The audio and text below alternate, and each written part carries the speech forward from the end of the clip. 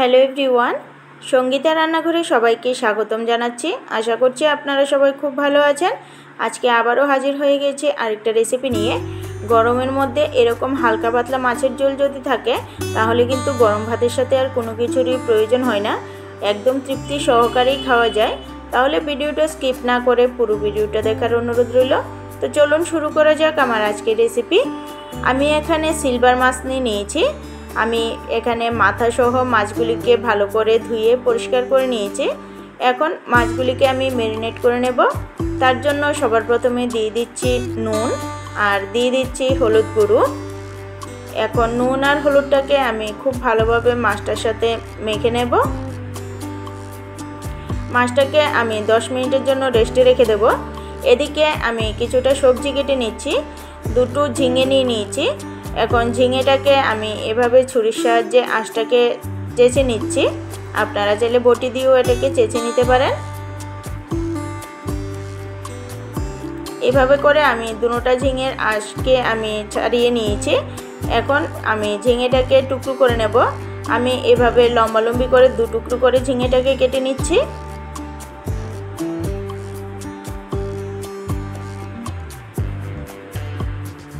এভাবে করে আমি সবগুলি ঝিঙেকেই কেটে নেব।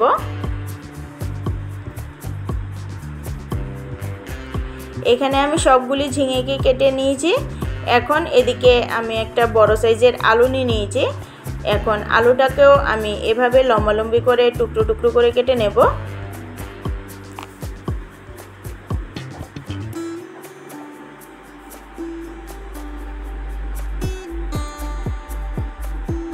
এভাবে করে আমি সবগুলি আলুকেও কেটে নিচ্ছি।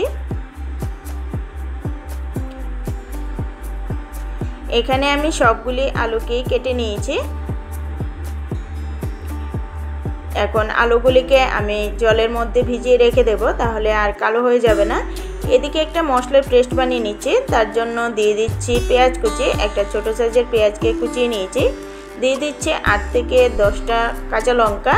দিয়ে দিচ্ছি 4 টুকরো আদা। দিয়ে দিচ্ছি আস্ত জিরে 1 চামচ। আর কালারের জন্য দিয়ে দিচ্ছি কাশ্মীরি লঙ্কার গুঁড়ো। সবগুলিকে একটা মিহি পেস্ট বানিয়ে নিয়েছি। এই মশলাটাতে যদি আস্ত জিরা ব্যবহার করা হয় তাহলে তরকারির টেস্ট কিন্তু দ্বিগুণ বেড়ে যায়। এখন চলে যাচ্ছি মূল রান্নায়। চুলাতে আমি আগে থেকেই কড়াই বসিয়ে রেখেছি। কড়াইটাকে আমি খুব ভালোভাবে গরম করে নিয়েছি। এখন এর মধ্যে পরিমাণ মতো তেল দিয়ে দিয়েছি। তেলটাকে আমি খুব ভালোভাবে গরম করে নিয়েছি। এখন তেলের মধ্যে হালকা একটু নুন দিয়ে আবারও কড়াইকে ভালো করে লাগিয়ে নিয়েছি। এখন একে একে আমি মাছগুলিকে ভেজে নেব। মাছের এক পিঠ ভাজা হয়ে যাওয়ার পর অপর পিঠটাকে উল্টে নিচ্ছি। এভাবে উল্টে পাল্টে আমি মাছগুলিকে লাল লাল করে ভেজে নেব। মাছগুলি ভাজা হয়ে গেছে। এখন এগুলিকে আমি একটা প্লেটে তুলে রাখিয়ে দিচ্ছি। এভাবে করে আমি বাকি মাছগুলিকেও ভেজে নেব। এখানে আমার সবগুলি মাছ ভাজা হয়ে গেছে। এখন একই তেলের মধ্যে আমি আলুগুলিকেও ভেজে নেব। এখন এর মধ্যে দিয়ে দিচ্ছি সামান্য একটু নুন আর হলুদ গুঁড়ো। এখন নুন আর হলুদটাকে আমি আলুটার সাথে ভালোভাবে মিশিয়ে নিচ্ছি। মিশিয়ে চুলার আঁচটাকে একদম লোতে রেখে আমি আলুটাকে লাল লাল করে ভেজে নেব। আলুগুলি আমার ভাজা হয়ে গেছে। এখন এগুলিকেও আমি একটা প্লেটে তুলে রেখে দিচ্ছি। এখন একই তেলের মধ্যে ফোড়নে দিয়ে দিচ্ছি 5 ফোড়ন। আপনারা চাইলে জিরেও ব্যবহার করতে পারেন। 5 ফোড়নটা থেকে যখন সুন্দর একটা গন্ধ বেরোবে তখন এর মধ্যে দিয়ে দিচ্ছি পিষে রাখা মশলাটা। এখন এর মধ্যে দিয়ে দিচ্ছি পরিমাণ মতো নুন আর হলুদ গুঁড়ো। এখন নুন আর হলুদটাকে মশলাটার সাথে ভালোভাবে মিশিয়ে নিচ্ছি। আর দিয়ে দিচ্ছি মিক্সিং জারটা দিয়ে সামান্য একটু জল। এখন মশলাটার সাথে ভালোভাবে মিশিয়ে আমি 1 মিনিটের মতো মশলাটাকে কষিয়ে নেব। এখানে আমি 1 মিনিটের মতো মশলাটাকে কষিয়ে নিয়েছি। এখন এর মধ্যে দিয়ে দিচ্ছি কেটে রাখা ঝিঙে আর দিয়ে দিচ্ছি ভেজে রাখা আলু। এখন আলু আর ঝিঙেটাকে ভালো করে মশলাটার সাথে মিশিয়ে আমি ঢাকা দিয়ে 2 থেকে 3 মিনিটের মতো আমি ঝিঙেটাকে কষিয়ে নেব। ঝিঙেটাকে আমি 3 মিনিটের মতো কষিয়ে নিয়েছি। এখন এর মধ্যে দিয়ে দিচ্ছি পরিমাণ মতো গরম জল।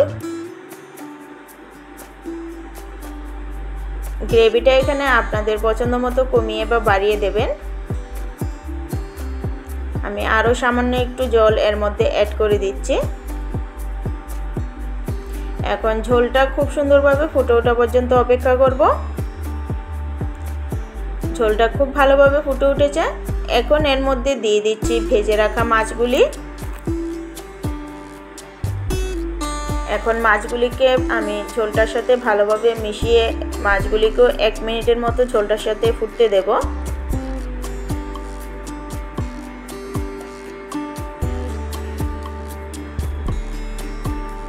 ঝোলটা খুব সুন্দরভাবে ফুটে উঠেছে। আমার ঝিঙে আলু দিয়ে মাছের ঝোল একদম রেডি। আশা করছি আজকের এই ভিডিওটা আপনাদের ভালো লেগেছে। যদি ভালো লেগে থাকে একটা লাইক করে দেবেন। আমার চ্যানেলটাকে সাবস্ক্রাইব করে আমার পাশে থাকবেন। আমার চ্যানেলে নতুন বন্ধু হয়ে থাকলে চ্যানেলটাকে সাবস্ক্রাইব করে পাশে থাকা বেল আইকনটা ক্লিক করে দেবেন। তাহলে আমার ভিডিওর নোটিফিকেশন সবার আগে আপনাদের কাছে পৌঁছে যাবে। আজকের জন্য এতটুকুই। আবারও ফিরে আসছি নতুন ভিডিও নিয়ে। সবাই সুস্থ থাকবেন, ভালো থাকবেন।